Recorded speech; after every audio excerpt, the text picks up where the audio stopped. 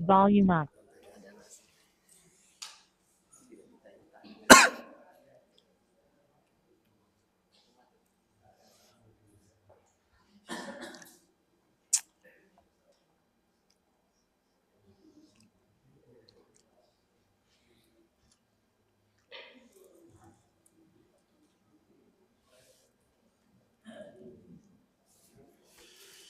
Tes. Bismillahirrahmanirrahim. Assalamualaikum warahmatullahi wabarakatuh. Alhamdulillahi ala ihsani wa syukru lahu ala taufiqihi wa amtinani wa ashhadu an la ilaha illallah wahdahu la syarikalah ta'ziman li sya'ni wa ashhadu anna Muhammadan abduhu wa rasuluhu ad-da'i ila ridwani sallallahu alaihi wa ala alihi wa ashabihi wa ikhwanihi amma ba'd. Fa ikhwani fid din wa akhwati fillah, kaum muslimin dan muslimat yang saya cintai dan saya muliakan rahimani wa rahimakumullah. Kita kembali bersyukur kepada Allah Subhanahu wa taala karena sampai hari ini Allah Subhanahu wa taala terus mencurahkan kepada kita nikmat demi nikmat sehingga kita sudah menegakkan ibadah besar, salat maghrib secara berjamaah. Kemudian insyaallah taala kita lanjutkan sejenak untuk duduk-duduk mendengarkan kajian taklim seputar agama Islam.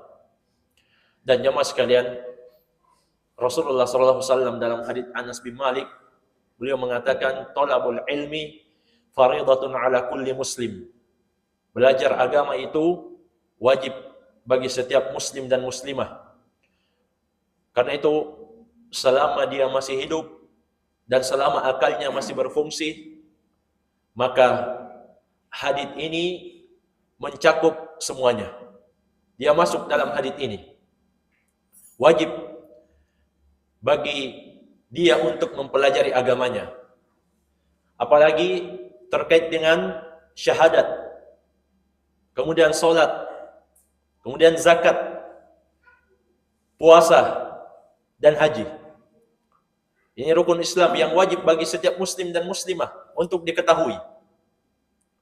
Kemudian kata Nabi SAW, wa inna talibal ilmi yastaghfiru lahu kullu syai'in hatta al-hitan fil bahr. Sesungguhnya orang yang belajar, duduk-duduk untuk taklim, semua makhluk memohonkan ampun untuknya. Para malaikat memohonkan ampun untuknya. Dan tentu diketahui jamaah sekalian bahwa malaikat adalah makhluk Allah yang senantiasa taat. Tidak pernah bermaksiat kepada Allah. Tentu doanya pasti dikabulkan. Jadi para malaikat memohonkan ampun untuk orang-orang yang mau duduk belajar agamanya. Sampai-sampai kata Nabi SAW, hatta al-hitan fil bahar. Sampai pun ikan-ikan yang ada di laut juga beristighfar untuk dia yang belajar agama. Iya. Jadi, jamaah sekalian, tidak ada ruginya. Bahkan kita sangat butuh pengampunan dari Allah Subhanahu wa taala. Tidak ada ruginya untuk duduk sejenak. Iya, mendengarkan ayat-ayat Al-Qur'an atau hadits Nabi sallallahu alaihi wasallam itu dibacakan. Iya. Sekarang kita masih pada bab silaturahim atau silaturahmi dalam bahasa Indonesia adalah sebab panjangnya umur. Sekarang kata penulis rahimahullah, an Abi Hurairah taqala sami'tu Rasulullah sallallahu alaihi wasallam yaqul. Dari sahabat yang mulia Abu Hurairah, beliau mengatakan, saya pernah mendengar Rasulullah sallallahu alaihi wasallam bersabda, man sarrahu ayyubasata lahu rizquhu wa ayyun sa'alahu fi atharihi falyasil rahimahu. Barang siapa yang senang dilapangkan rezekinya, dipanjangkan usianya, hendaklah dia sambung silaturahim. Ini hadits yang mirip dengan pertemuan yang lalu. Jadi menyambung hubungan kekerabatan adalah sebab untuk mendapatkan rezeki yang lapang, umur yang panjang. Iya. Karena itu jamaah sekalian, Imam Ibnu Qayyim rahimahullah menyebutkan kebalikannya dalam kitabnya Ad-Da' wad-Dawa. Beliau mengatakan, wa min atharil ma'asi, di antara akibat maksiat, kita semua sepakat ya mas sekalian, memutus silaturahim termasuk maksiat. Bahkan akan datang hadits, la yadkhulul jannata al-qati, tidak akan masuk surga orang yang memutus silaturahim. Tentu ini maksiat. Kata Imam Ibnu Qayyim rahimahullah, yang namanya maksiat annaha tamhaqu barakatil umur wa barakatil rizqi wa barakatil ilmi wa barakatil amali wa barakatil ta'a wa bil jumlah tamhaqu barakatil din wad dunya. Maksiat akibatnya itu menghapus atau menghilangkan keberkahan usia, keberkahan rezeki, keberkahan ilmu. Iya. Walaupun dia banyak menghadiri kajian, iya, banyak gurunya, banyak ustadznya, tapi kalau dia tidak mau berhenti dari dosa dan maksiat, terhapus berkah ilmunya. Demikian pula maksiat menghapus berkah amalan. Iya, makanya sebagian ulama mengatakan, kalau kamu tadinya mampu bangun sholat malam, kemudian setelah itu kamu berat, maka periksa. Iya. Jangan sampai ada sesuatu yang tidak kamu tinggalkan dari maksiat. Demikian pula maksiat menghapus secara umum keberkahan dunia dan agama. Iya. Kemudian kata Imam Ibnu Qayyim rahimahullah, fala tajid aqalla barakatin fi umrihi wa dinihi wa dunyahu mimman asallah. Kamu tidak akan dapati orang yang paling kurang keberkahan dalam umur, agama dan dunianya melebihi orang yang senantiasa bermaksiat kepada Allah. Masuk di dalamnya orang yang memutuskan silaturahim. Iya. Terhapus keberkahan rezeki, usia, agama, ilmu, amalan secara umum, dunia dan agama. Iya. Dan Rasulullah SAW bersabda jamaah sekalian, al-jaza min jinsil amal. Sesungguhnya balasan itu sesuai dengan amalan. Iya. Sesuai dengan amalan. Kemudian, jamaah sekalian rahimani wa rahimakumullah, di dalam Musnad Imam Ahmad dari sahabat yang mulia Aisyah radhiyallahu anha, beliau pernah mengabarkan Rasulullah SAW bersabda, ini masih tentang silaturahim, tapi juga disinggung banyak sekali amalan. Iya. Innahu man u'tiya hadduhu minar rifqi faqad u'tiya hadduhu min khairid dunya wal akhirah. Sesungguhnya siapa saja yang lembut, yang diberikan sifat lembut. Jadi siapa saja yang diberikan sifat lembut, tidak kasar. Iya. Faqad u'tiya hadduhu min khairid dunya wal akhirah. Sungguh dia telah diberikan kebaikan dunia dan akhirat. Bagiannya berupa kebaikan dunia dan akhirat. Kenapa begitu jamaah sekalian? Karena kalau dia bersikap lembut kepada sesama manusia, Allah juga akan balas sesuai dengan perbuatannya. Allah juga akan lembut kepada dia. Ini kebaikan di akhirat yang akan dia dapatkan. Kelembutan. Tapi kalau dia kasar, sebagaimana kata Nabi, amalan sesuai dengan, atau balasan sesuai dengan amalan. Allah juga akan kasar kepadanya nanti. Ini yang akan dia tuai di akhirat. Sementara di dunia, iya. Kenapa dia dapatkan kebaikannya kalau dia lembut? Semua kita yang hadir pada malam ini jamaah sekalian, pasti senang kalau punya teman yang lembut. Iya. Tidak kasar. Mulutnya tidak suka menyakiti hati orang. Itu tabiat manusia. Iya. Senang berteman dengan orang-orang yang lembut. Tidak suka ribut-ribut. Maka dia akan mendapatkan kebaikannya di dunia. Berupa orang juga akan senang dan selalu membantu dia. Itulah yang dimaksud dalam hadis ini. Orang yang diberikan sifat yang lembut oleh Allah akan mendapatkan kebaikan di dunia dan di akhirat. Banyak temannya. Iya, mudah mendapatkan pertolongan, mudah mendapatkan bantuan. Bahkan mungkin sering didoakan kebaikan. Iya. Dan ini kata para ulama yang banyak hilang dari sebagian penuntut ilmu. Sifat kelembutan. Iya. Apalagi sama-sama ahlus sunnah. Banyak yang hilang. Iya. Mereka pun semakin belajar, semakin kasar kadang. Sebagian. Iya. Bahkan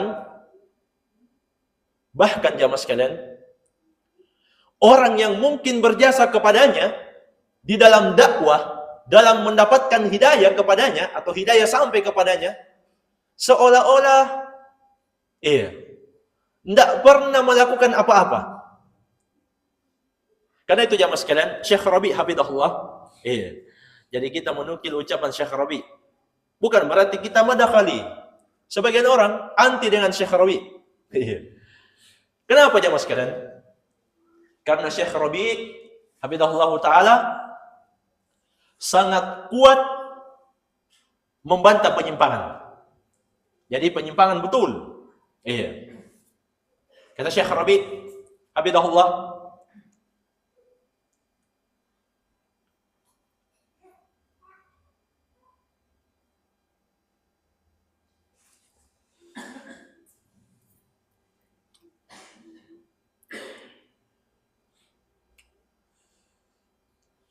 fatta'alluf wal mawaddah wal mahabbah war rifqa. Ini pembahasan kita. Persatuan, rasa cinta dan kelembutan. Walain, demikian pula keramahan.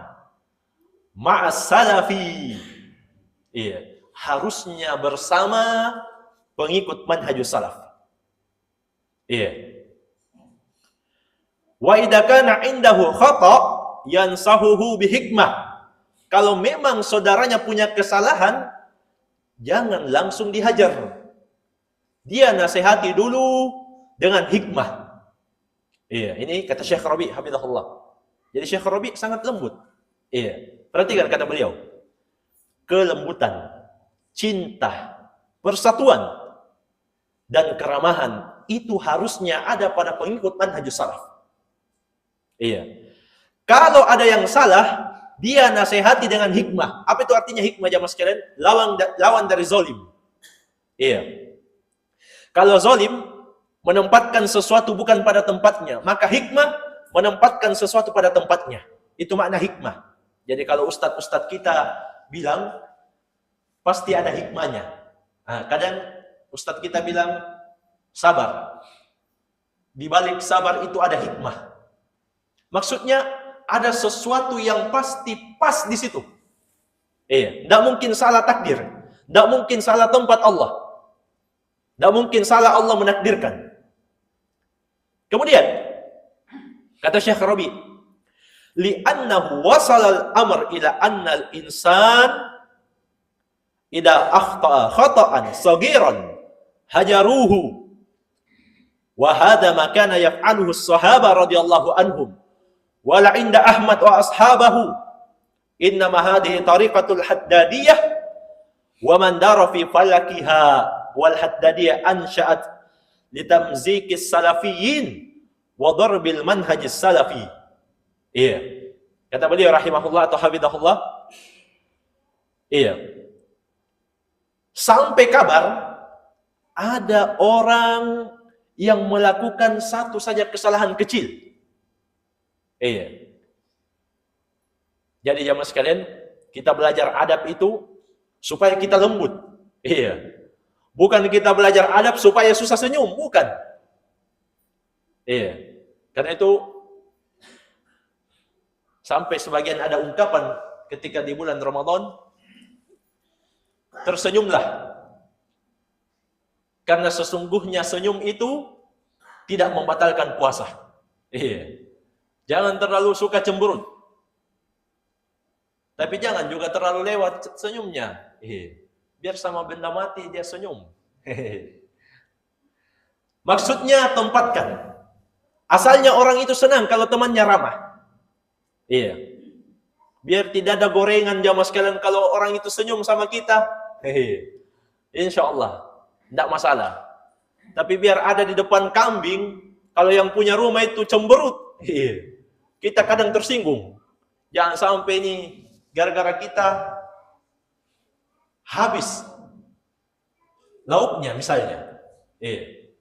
Jadi sampai kepada ada berita kata Syekh Rabi. Orang yang melakukan kesalahan kecil langsung dihajar. Dihajar itu tidak disalami, tidak disapa, itu maksudnya dihajar. Ini kata Syekh, tidak pernah dilakukan oleh sahabat Nabi. Tidak pernah. Tidak pernah ada contoh dari para sahabat. Sementara beliau atau mereka adalah teladan kita. Al-Quran dan hadits sampai kepada kita dari jalur sahabat. Iya. Sementara sahabat tidak pernah melakukan seperti itu. Bombe. Iya. Kemudian, tidak pernah juga dilakukan oleh Imam Ahmad dan pengikutnya. Sesungguhnya ini hanyalah jalan Haddadiyah. Ada kelompok namanya Haddadiyah yang mereka itu tumbuh untuk mencabik-cabik salafiyin dan manhajus salaf. Iya. Haddadiyah sampai mengatakan buku-bukunya An-Nawawi, demikian pula Ibnu Hajar, lebih bagus dibakar katanya. Iya. Seperti apa bukunya Imam An-Nawawi? Seperti Riyadhus Shalihin. Iya.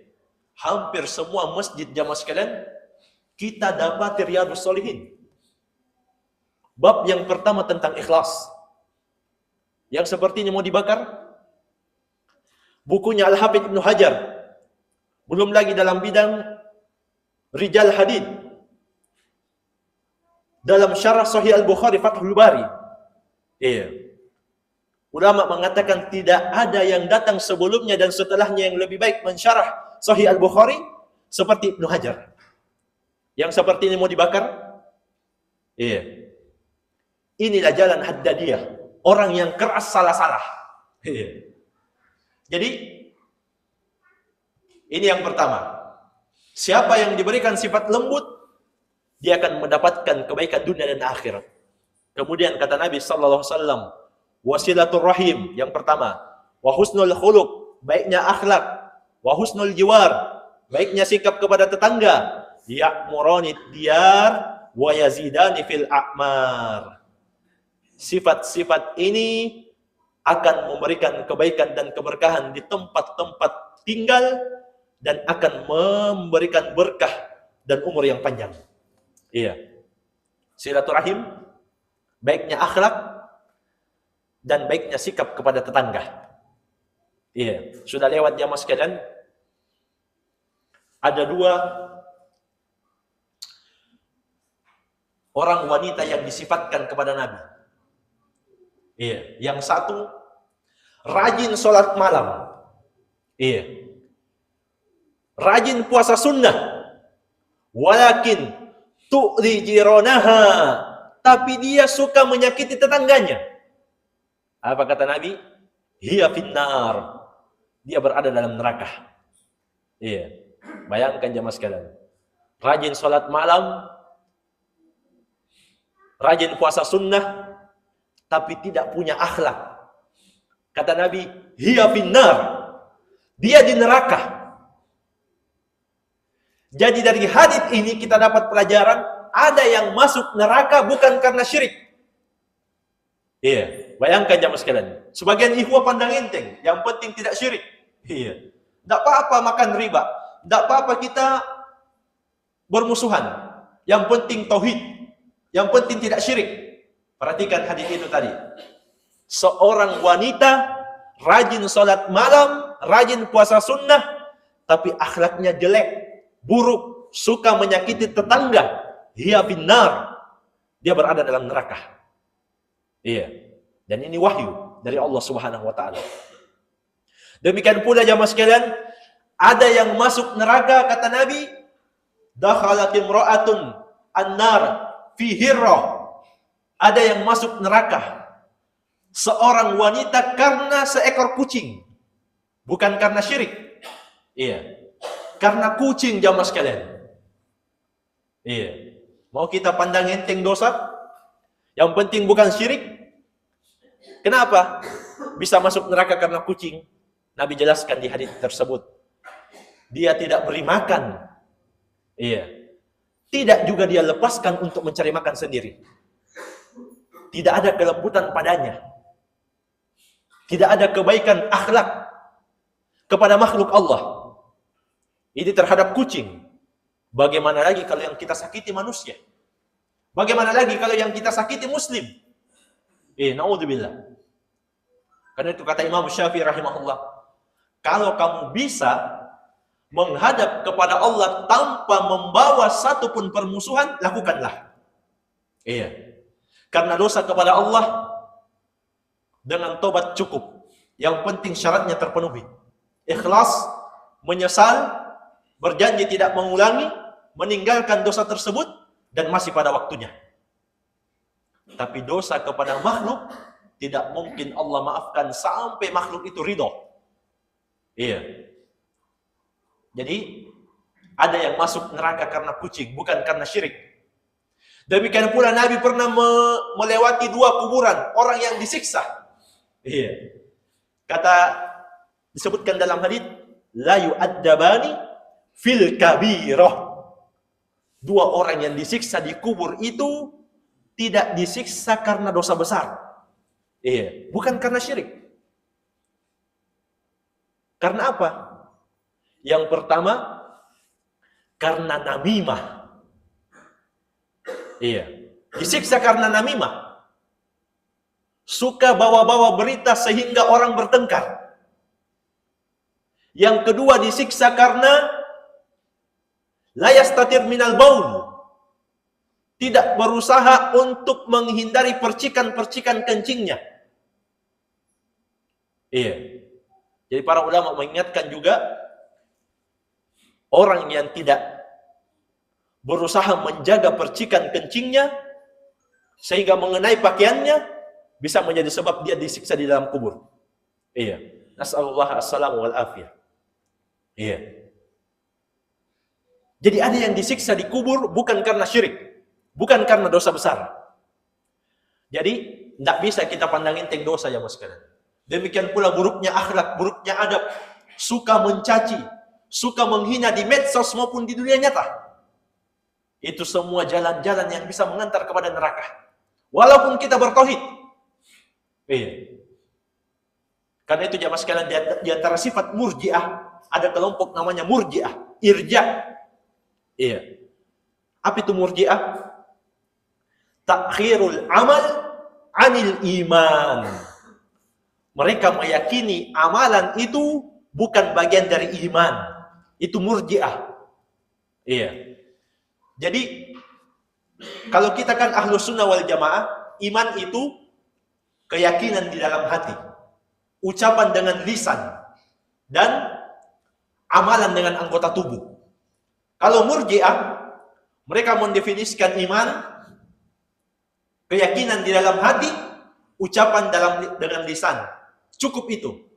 Adapun amalan bukan syarat iman, tapi hanya penyempurna. Makanya mereka dikatakan murji'ah. Iya. Ini penyimpangan dalam akidah. Jadi jamaah sekalian, tidak boleh kita meremehkan dosa. Itu sifat murji'ah. Jadi Itu tadi dalam Musnad Imam Ahmad. Siapa yang menyambung silaturahim, baik akhlaknya, iya, dan juga baik kepada tetangganya, maka akan mendapatkan keutamaan, berkah pada rumahnya dan berkah pada umurnya. Karena itu kita sebutkan, kita lengkapi jamaah sekalian, ada seorang wanita lawannya tadi. Dia, kata Nabi, sebutkan dalam hadis itu, sudah lewat juga dalam kitab Sahih Al-Adabul Mufrad. Salatnya hanya salat wajib-wajib saja. Iya. Puasanya juga puasa wajib. Pokoknya ibadah-ibadah yang wajib. Kurang ibadah sunnahnya. Tapi dia tidak pernah menyakiti tetangganya dengan lisannya. Apa kata Nabi SAW? Hiya fil jannah. Dia berada dalam surga. Iya. Dalam hadis ini juga jamaah sekalian kita mendapatkan pelajaran penting bahwa kita tidak boleh mempersaksikan seseorang itu pasti masuk surga kecuali ada dalil dari Al-Quran dan Sunnah. Iya, seperti 10 sahabat ada dalilnya. 10 sahabat diantaranya 4 Khulafa Ar-Rasyidin, Abu Bakar, Umar, Utsman, Ali, itu dijamin masuk surga. Ada dalilnya, ada nasnya memang. Demikian pula Ukasyah bin Mihsan. Dalam hadis 70.000 orang yang masuk surga tanpa hisab dan tanpa azab. Sifatnya tidak minta diruqyah, tidak minta dikei, tidak lakukan tatayur, merasa sial dengan suara-suara burung, sesuatu yang dilihat, sesuatu yang didengar. Wa ala rabbihim yatawakkalun, dan hanya kepada Allah Rabbnya mereka bertawakal. Ini 70.000 yang akan masuk surga tanpa hisab dan tanpa azab. Kemudian Nabi minta tambah kepada Allah. Dalam hadis yang lain disebutkan Allah tambah. Sampai-sampai kata Nabi SAW, saya berharap, wahai umat Islam, kalian adalah separuh penghuni surga. Subhanallah. Iya. Dan kita berharap Allah Subhanahu wa Ta'ala memasukkan kita ke separuh ini. Iya, amin. Jadi itu. Tidak boleh kita menyaksikan orang masuk surga kecuali ada dalil. Demikian pula kita katakan dia syahid. Tidak. Kecuali ada dalil. Iya. Yang menyebutkannya. Kemudian jamaah sekalian, hadis yang terakhir. Iya, kita tambah lagi satu. Bab man wasala rahimahu ahabbahullah. Siapa yang menyambung silaturahim, Allah akan mencintainya. Iya, jadi jamaah sekalian, kalau Allah sudah cinta kepada kita, iya, tidak perlu kita khawatir. Iya, karena memang kita ibadah itu mengharap cinta Allah. An Ibnu Umar qala, dari sahabat Ibnu Umar, beliau mengatakan, man ittaqa rabbahu wa wasala rahimahu nusi'a fi ajalihi wa fi laqdin unsi'a lahu fi umrihi wa thara maluhu wa ahbahu ahluhu. Siapa yang bertakwa kepada Rabbnya, apa artinya bertakwa jamaah sekalian? Menjalankan semua perintah Allah dan meninggalkan semua larangan Allah. Itu makna takwa. Dan sebesar-besar perintah adalah tauhid, dan sebesar-besar larangan adalah kesyirikan. Iya. Semua dosa masih mungkin Allah maafkan walaupun orangnya tidak bertobat, kecuali satu dosa, kesyirikan dan kekufuran. Iya. Ini akidah Ahlus Sunnah wal Jamaah. Selain dosa kesyirikan dan kekufuran, kalau orangnya belum tobat sampai mati, masih mungkin Allah maafkan. Kalaupun Allah siksa, dia tidak akan kekal. Pasti suatu saat dia akan keluar dari neraka. Tapi kalau dia wafat dalam keadaan syirik dan kufur, tidak ada maaf baginya. Dan sepakat ulama dari semua madhab, iya, tidak akan mendapatkan ampunan. Jadi perintah terbesar tauhid, larangan terbesar adalah kesyirikan. Siapa yang bertakwa kepada Rabbnya dan menyambung silaturahim, nusi'a fi ajalihi, pasti akan ditangguhkan ajalnya. Iya. Ditunda ajalnya. Di dalam satu lafaz, unsi'a lahu fi umrihi, ditambah umurnya, wa thara maluhu, banyak hartanya, wa ahabbahu ahluhu, dan pasti dicintai keluarganya. Jelas tabiat manusia. Kalau kita baik kepada keluarga, kepada kerabat, dia akan cinta kepada kita. Itu sudah pasti. Kecuali kalau memang sebagian orang yang sudah rusak fitrahnya. Iya. Kita baiki dia, malah dibalas dengan keburukan. Tapi secara umum, orang yang kita baiki, pasti dia juga akan membalas kebaikan itu. Iya. Ini wallahu alam. Kemudian pelajaran yang terakhir jamaah sekalian. Dalam bab dikatakan, siapa yang menyambung silaturahim, Allah cinta kepadanya. Tapi di dalam hadits tidak ada lafaz Allah cinta kepadanya. Iya. Maka ulama menjelaskan bertakwa kepada Allah, menyambung silaturahim. Ini sebab ditangguhkan ajal. Sebab banyaknya rezeki, harta. Dan sebab keluarga mencintai kita. Ini semua amalan soleh. Tidak mungkin Allah tidak cintai. Pasti Allah cintai. Makanya siapa yang menyambung silaturahim, Allah akan cintai dia. Itu judul babnya. Iya. Naktafi bihada. Kita cukupkan sampai sini. Barangkali yang perlu dipertanyakan, saya persilahkan. Iya.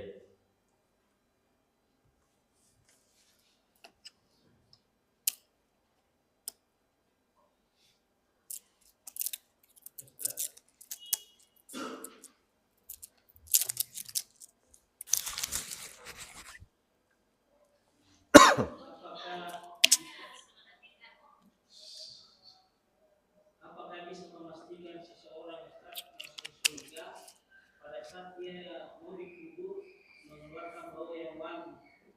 Iya. Atau apakah bisa memastikan seseorang masuk neraka pada saat dia dikubur, kuburnya itu menjadi sempit? Karena saya pernah lihat tetangga saya juga, pada saat mau dikubur itu kuburnya kakinya tidak bisa turun ke kubur. Iya. Baik. Jamaah sekalian, apakah bisa menjadi tanda yang pasti? Iya. Kalau orang yang meninggal tapi mengeluarkan bau yang wangi, apakah itu bisa menjadi tanda yang pasti dia penghuni surga? Iya. Jamaah sekalian, jawabannya iya.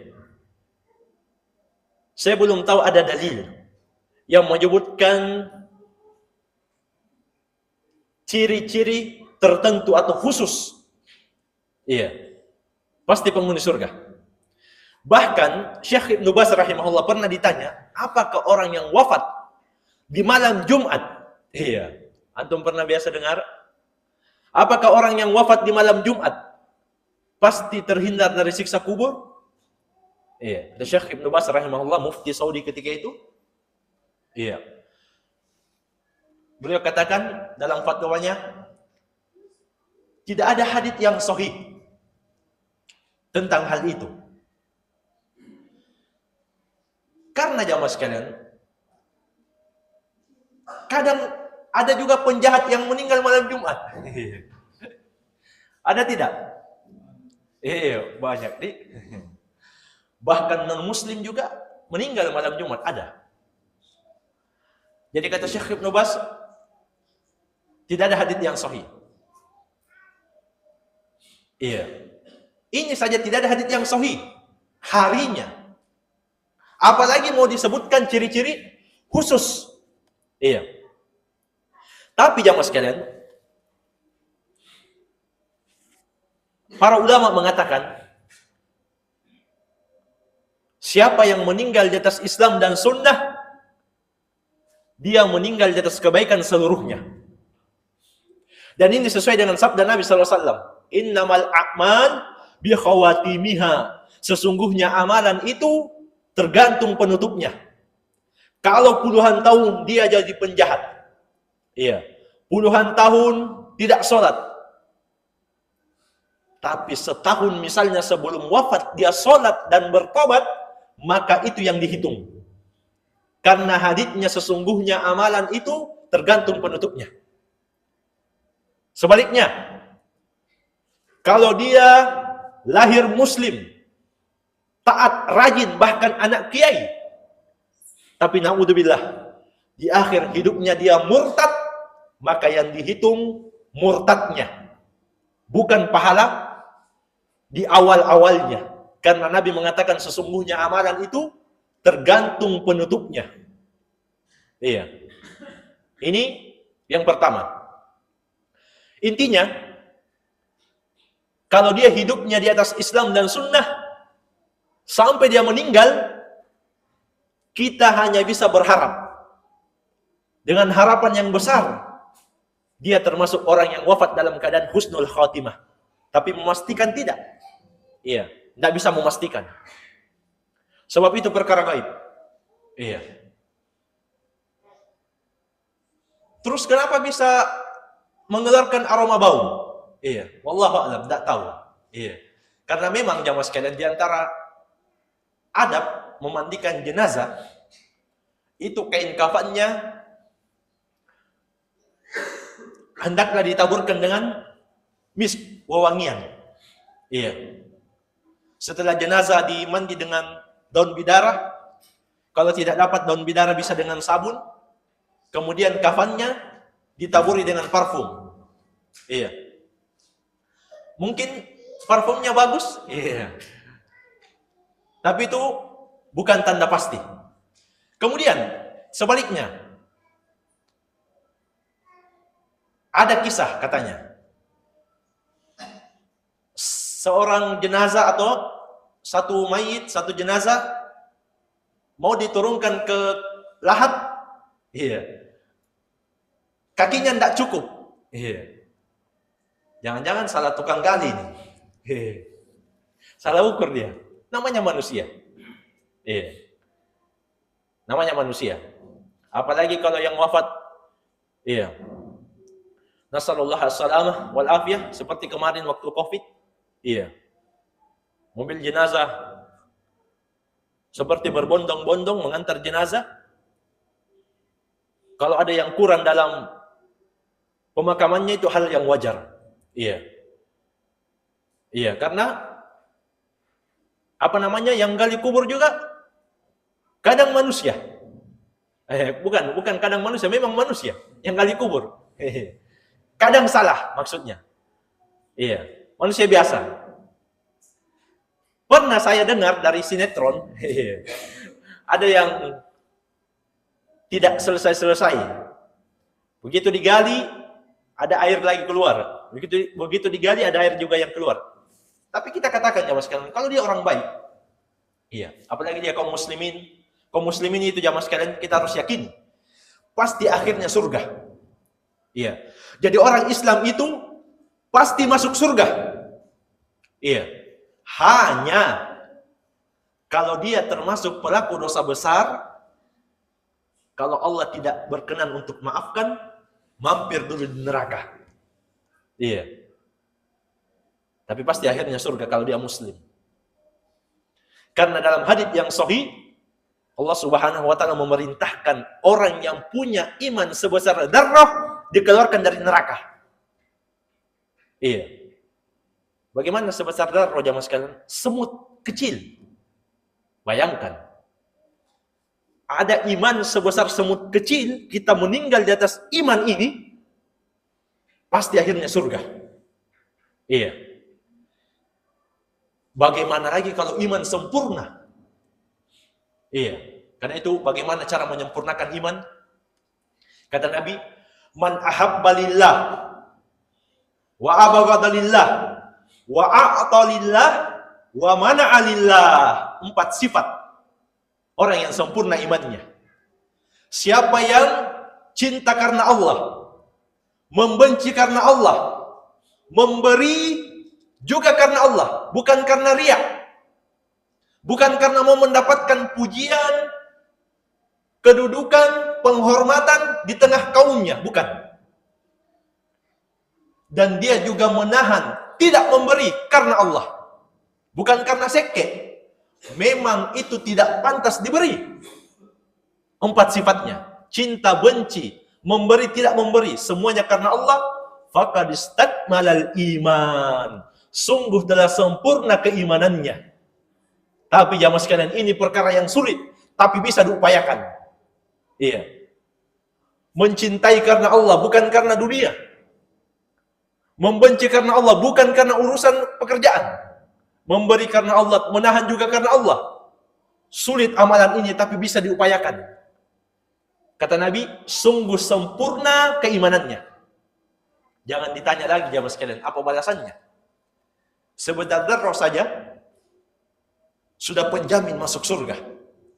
Karena itu, kita tutup dengan kisah hadits bitaqah. 99 kartu semuanya berisi dosa. Hadits yang sahih. Para ulama mengatakan hadits bitaqah. Satu kartu ini berisi dosa sejauh matanya memandang. Iya. Bagaimana sejauh mata memandang jamaah sekalian? Coba besok datang ke Pantai Losari. Iya. Terus pandang lautan itu sampai kemana kita memandang. Begitu satu kartu dosanya. Iya. Ada 99 kartu. Semua dosa sejauh mata memandang. Bayangkan jamaah sekalian. Iya. Sampai-sampai disebutkan dalam hadits, orang ini sudah tidak punya harapan lagi. Dia seolah-olah yakin pasti neraka. Iya. Tapi Allah Subhanahu wa taala berfirman dalam surah Al-Kahfi, "Fala yadhlimu rabbuka ahada." Rabbmu wahai Muhammad tidak mungkin menzalimi satu orang pun. Iya. Maka tersisa satu bitaqah, satu kartu. Tapi orang ini seolah-olah cuek. Menganggap enteng apa dibanding 1 dengan 99 ini. Iya. Ditimbang. Ini juga hadits menjadi dalil keyakinan Ahlus Sunnah wal Jamaah bahwa nanti di hari kiamat ada timbangan kebaikan. Iya. Ada timbangan, memiliki 2 daun timbangan. Itu keyakinan Imam Al-Bukhari, Imam Al-Muzani dan selainnya dari para a'immah. Bahwa nanti ada timbangan yang memiliki 2 daun timbangan di hari kiamat. Ini akidah Ahlus Sunnah wal Jamaah. Iya. Sebab di sana ada kelompok yang mengingkari adanya timbangan kebaikan. Jadi, ditimbang 99 kartu itu. Di sebelah kiri, yang satunya di sebelah yang kanan. Jadi 99 di satu daun timbangan, satu kartu ini di timbangan yang lain. Terhempas 99 bitaqah ini. Bayangkan jemaah sekalian. Ternyata dibuka. Apa isinya? La ilaha illallah. Iya. La ilaha illallah. Tauhid. Iya. Makanya kata Nabi, afdalul dzikir la ilaha illallah. Seafdal dzikir la ilaha illallah. Iya. Bahkan kata Nabi SAW, man kana akhiru kalamihi la ilaha illallah dakhala al-jannah. Siapa yang akhir ucapannya sebelum wafat la ilaha illallah pasti masuk surga. Iya. Tapi ingat kata Syekh Shalih Al-Fauzan hafizahullah dalam Al-Mulakhas fi Syarh Kitab At-Tauhid, la ilaha illallah yang dimaksud dalam bitaqah dia yakini dalam hatinya, dia ucapkan dengan lisannya dan dia amalkan konsekuensinya. Iya. Itu la ilaha illallah yang benar. Jadi jamaah sekalian, iya. Kesimpulannya, orang yang meninggal di atas Islam dan Sunnah, kita harapkan dia mendapatkan nikmat kubur sebelum nikmat surga. Dan orang yang wafat di atas dosa, tapi tidak sampai tingkatan syirik dan kufur, kita pun cemas. Jangan sampai dia mendapatkan azab kubur sebelum azab neraka. Tapi selama dia muslim, kita punya keyakinan, pasti akhirnya surga. Iya, jika Allah menghendaki, langsung untuk dimaafkan, tapi jika Allah tidak berkenan, disimpan atau singgah dulu sebentar di neraka. Sebentar, bagaimana sebentarnya jamaah sekalian? 1 hari di akhirat, sebutkan dalam Al-Quran, sama dengan 1000 tahun di dunia. Na'udzubillah. Iya. Jadi, itu kesimpulannya. Kalau dia muslim, pasti akhirnya surga. Iya. Adapun tanda-tanda ciri-cirinya secara khusus, wallahu a'lam. Iya, kita tidak punya dalil. Iya, kita tidak punya dalil bahwa siapa yang meninggal dalam kondisi misalnya mengeluarkan bau yang harum, atau siapa yang meninggal dalam keadaan susah lahatnya. Iya, kita tidak punya dalil seperti itu. Maka kalau dia muslim, kita hanya bisa berharap. Kalau dia muslim tapi pelaku dosa besar, kita hanya bisa cemas. Jadi harap-harap cemas. Iya, kita berharap sekaligus kita takut. Iya, inilah yang harus ada pada setiap muslim dan muslimah. Rasa takut dan rasa harap. Iya. Saya masuk waktu? Hah? Belum? Iya.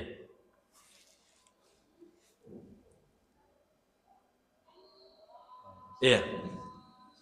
Jemaah sekalian, mungkin saja kita bisa ambil pada malam hari ini. Lebih dan kurangnya saya mohon maaf.